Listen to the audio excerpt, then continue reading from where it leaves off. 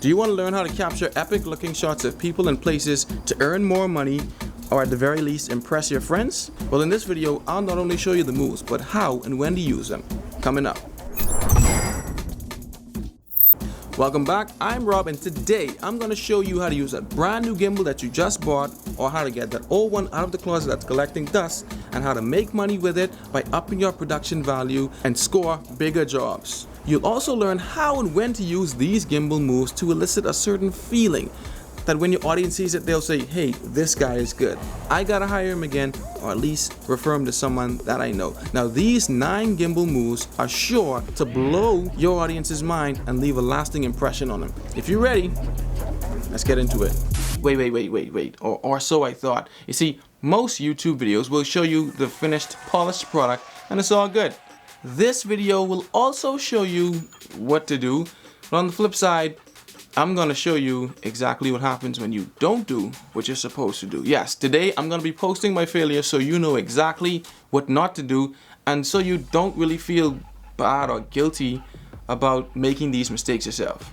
I decided to shoot everything on my Sony a6300 and this Zhiyun Crane M2 travel gimbal. It's a good idea in theory, but what I realized was that even though this camera is really compact and has a small form factor, I think it's just a tiny bit too heavy for this gimbal. So I'll be shooting and you'll see where it makes some little funny jerks here and there because the motors are trying to compensate. This is really for point and shoot cameras and action cams or cell phones, or smartphones. So I think I was kind of pushing the limit with this, but that's where you'll see, you know, those little herky-jerky spots.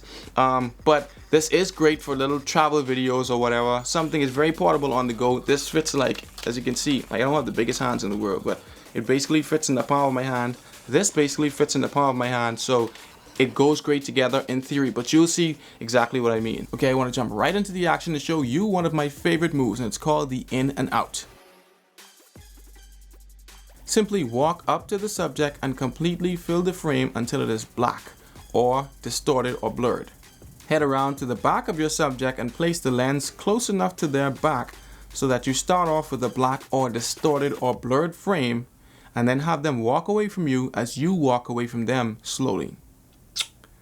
Beautiful. This gives you a big production look with a very small budget, and you'll have people wondering, well, how did he do that? It's so complicated, but it's really not. Here is flaw number 1. If you look at the subject's back, you'll realize that she's wearing a piece of clothing where the bra strap is showing. If you're doing professional work, you always want to have a spotter with you, or you have to be really careful so you don't miss details like this, because if you're shooting for a brand or a personal brand, they don't want to see this, and if you let this go like this, you probably won't get hired again. So make sure to pay attention to these details. No bra straps visible. Remember it, no bra straps, not visible. Okay, now let's jump into gimbal move number 2, which is the follow shot. Pretty self-explanatory. This is an easy move that you can do, and we see it all the time in movies as a character moves throughout the space and we take in different angles that inform us on the theme of the scene. Walk behind your subject and remember to keep an even distance from them at all times. Keep your subject in the center of the frame and walk heel to toe to keep your movements as smooth as possible. It's best to use a wide angle lens for the best effect, but if you don't have one, just walk further behind and get creative with different angles and distance from the subject. You literally cannot mess this up. However, I did, so I guess you can. Flaw number 2, not really a big one, but like I said, I think the camera was a bit too heavy for the gimbal, so I was getting a lot of jittery movement. So what you can do is change your frame rate and try to record it in 120 frames per second or 60 frames per second, and then slow it down in post so those jitters kind of smooth out. But if you don't shoot them in a high frame rate, trying to put it in slow motion is just going to make it look choppy and jittery, so watch out for those things. Try to experiment with different angles and different movements. As you can see in this one, as we're walking down the boardwalk, I start with a low angle and then I slowly pedestal up to the subject's eye level, and then I can make a decision as to whether I want to go left or right or just cut it right there. So just get creative with the shots. Gimbal move number 3, the reverse follow, and it's basically the same concept as the follow except in reverse. So this time you'll be in front of the subject and you're going to keep a steady distance as well. You want to introduce your character to the audience or give them a little peek into their world? Well, use this shot to instantly enhance your production value. Again, be sure to experiment with different angles and focal lengths. For instance, shooting from a lower angle gives the subject a domineering appearance. Shooting from a high angle gives the shot a particular feel and makes the subject look diminutive because you're looking down on them. But it's all up to you and the look and feeling that you want to provoke from your audience. Which takes us to move number 4, the fake jib reveal. This is the perfect way to introduce your character while adding intrigue to the shot. Begin with the camera at a low angle and have the character step out of a vehicle or off of a bike. As their feet hit the ground, slowly jib or crane upward toward their face to reveal them. It's a great way to give minute details about the character without using dialogue, as their appearance speaks for them before they even do. Add details like a cigarette or a personal item, as in this case is rings and a watch, and these items will inform us about the character before even seeing their face. Now this one is pretty self-explanatory and it looks good. It's a beautiful way to introduce a character with some intrigue and allow the audience to make their own assumptions about the character before they even say anything about him. Now, here's a tip. Make sure your vehicle or the prop that you're using is clean, because of course my truck is kind of dirty. It was a last minute thing, I had to rush. I was trying to catch the light. No excuse, but it is what it is. And make sure there's nothing distracting the viewer from the subject.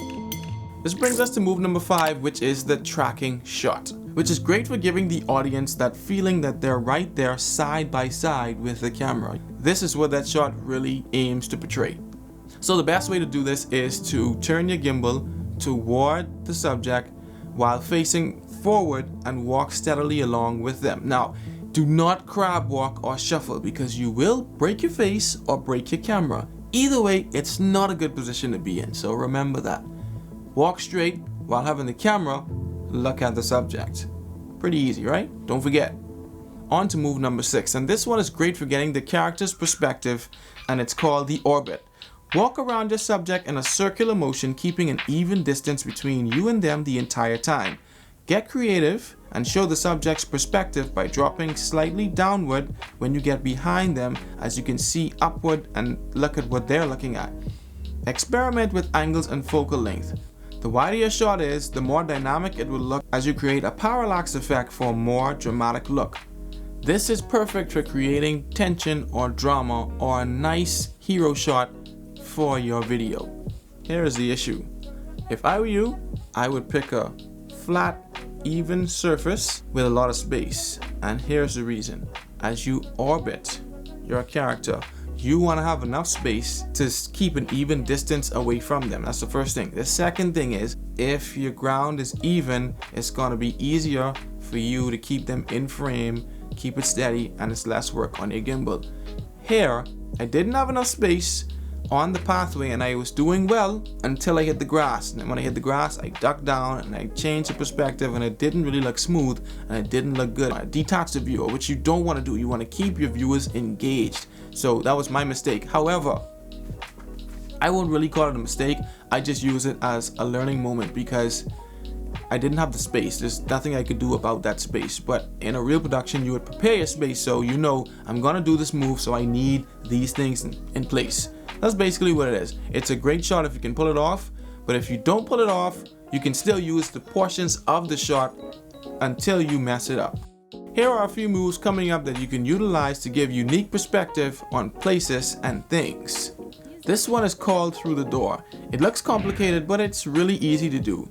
It's best to do this with a glass pane door to enhance the effect. First, you walk up to the door and get as close as possible so that it takes up the entire frame. Then, open the door and walk through. In your edit, cut the two clips together and add a little speed ramp in there. With a little sound effect for added detail, you get a pretty cool looking shot that will leave your viewers wondering how you did it. Now, here's the thing. I said glass pane door, which is true, but you might want to use a frosted door, because in this example, as you can see, I used a glass pane door. The problem is, if you move at any point between moving from one side of the door to the next side of the door, anything that you capture in your background has to be completely the same. If you change angle, if you change perspective, it's gonna show. And then when you cut the two clips together, as you can see, with the window behind me. Before I went through the door, the window behind me was framed in a certain way. When I opened the door, I changed my angle and then it wasn't quite lining up, so it gives away the effect. So what you want to do is probably use like a frosted door. So you go up to the frosted door and then open the door, and then anything on the outside wasn't there for reference anyway, if that kind of makes sense. If it doesn't, when you try it, you'll see what I mean. But use a frosted door. This is another goodie, but it's kind of complicated to pull off if you don't have all the gear or don't know what you're doing. And it's called the fake drone shot. Now the fake drone shot is a crucial move to use, especially if you don't have a drone or if you're on a time crunch and need a quick shot to add some interest. Start close on your subject and have them look in the direction of the camera. As you walk backward, have them look off into the distance. We've just given ourselves the option of playing the clip in real time or in reverse, and it looks great either way, and you can decide which one works better for your edit. Now, I can't remember which floor this is because I've made so much, but I'm gonna tell you, with this fake drone shot, it's important to have a camera with either a flip screen so that you can see, or a gimbal with an attachment for an external monitor, because you need to know if your subject is still in focus and if they're still in center of the frame. And that was the problem here with this camera that I had.